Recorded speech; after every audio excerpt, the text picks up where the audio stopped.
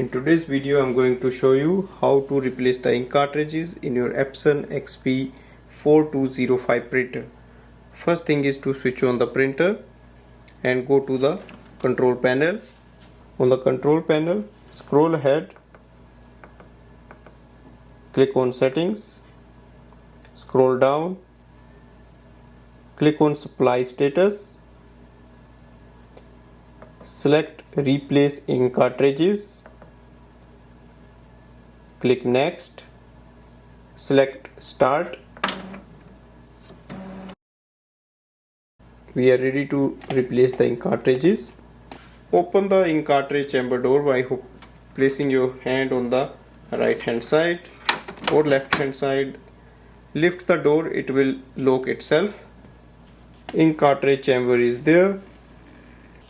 It's easy to take the ink cartridges out. You simply have to press the lock and take the complete ink cartridge out. Press it and push it upwards.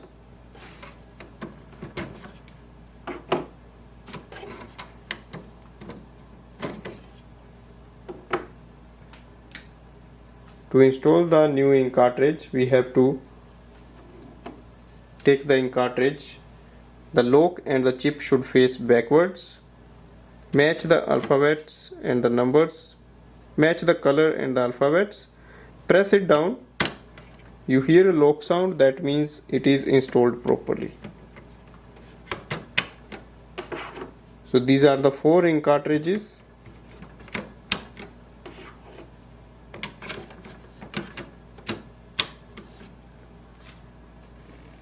Next is to close the door. So lift it little bit up, let it go down.